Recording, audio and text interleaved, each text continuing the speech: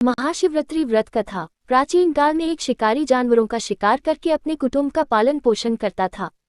एक रोज वह जंगल में शिकार के लिए निकला, लेकिन दिन भर भागदौड़ करने पर भी उसे कोई शिकार प्राप्त न हुआ। वह भूख प्यास से व्याकुल होने लगा।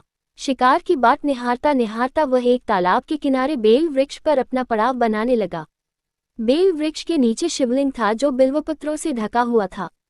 शिकारी को इस बात का ज्ञात न था। पड़ाव बनाते बनाते उसने जो टहनियां तोड़ी वे संयोग से शिवलिंग पर जा गिरी।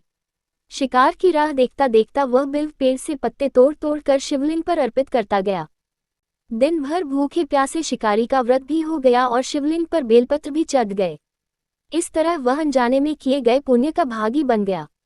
रात्रि का एक पहर व्यतीत होने पर एक गर्भिणी मृगी तालाब पर पानी पीने आई। शिकारी ने धनुष पर तीर चढ़ाकर जो ही प्रत्यंचा खींची, मृगी बोली, शिकारी मुझे मत मारो, मैं गर्भिणी हूँ, शीघ्र ही प्रसव करूंगी। तुम एक साथ दो जीवों की हत्या करोगे, जो ठीक नहीं है। मैं अपने बच्चे को जन्म देकर शीघ्र ही तुम्हारे पास वापस आ जाऊंगी, तब तुम मुझे मार लेना। शिकारी को हिरनी सच्ची लगी। उसने तुरंत प्रत्यंचा ढीली कर दी और मृगी झाड़ियों में लुप्त हो गई। कुछ समय उपरांत एक और मृगी उधर से निकली। शिकारी बहुत खुश हुआ कि अब तो शिकार मिल गया। समीप आने पर उसने धनुष पर बाण चढ़ाया। मृगी ने विनम्रतापूर्वक निवेदन किया, हे शिकारी, मैं थोड़ी देर पहले ही ऋतु से निवृत्त हुई हूँ, कामातुर विरहिणी हूँ, अपने प्रिय की खोज में भटक रही हूँ। मैं अपने पति से मिलकर शीघ्र ही तुम्हारे पास आ जाऊंगी।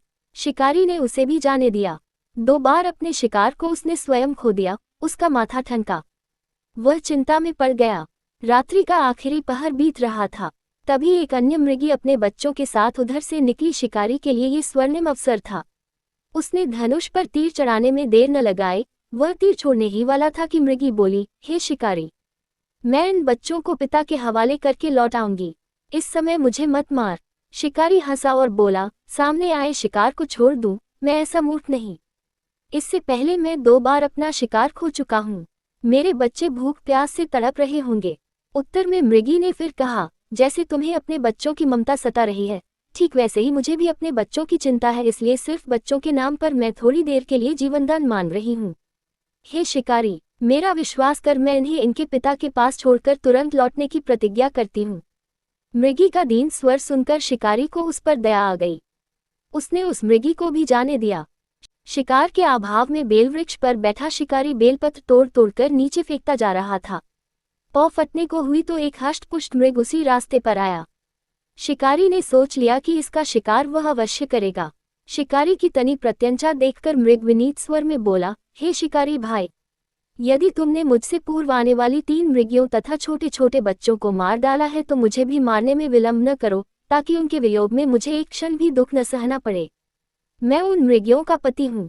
यदि तुमने उन्हें जीवनदान दिया है तो मुझे भी कुछ क्षण जीवनदान देने की कृपा करो। मैं उनसे मिलकर तुम्हारे सामने उपस्थित हो जाऊंगा। मृग की बात सुनते ही शिकारी के सामने पूरी रात का घटना चक्र घूम गया। उसने सारी कथा मृग को सुना दी। तब मृग ने कहा, मेरी 3 पत्नियां जिस प्रकार प्रतिज्ञाबद्ध होकर गई हैं, मेरी मृत्यु से अपने धर्म का पालन नहीं कर पाएंगी। अतः जैसे तुमने उन्हें विश्वासपात्र मानकर छोड़ा है, वैसे ही मुझे भी जाने दो।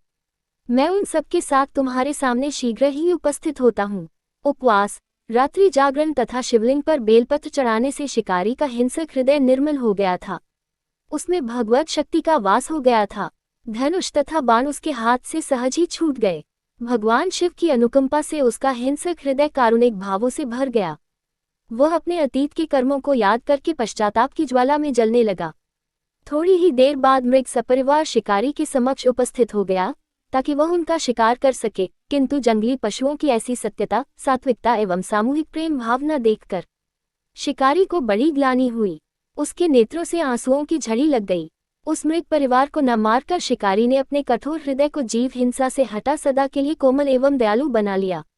देवलोक से समस्त देव समाज भी इस घटना को देख रहा था। घटना की परिणति होते ही देवी देवताओं ने पुष्प वर्षा की। तब शिकारी तथा मृग परिवार मोक्ष को प्राप्त हुए।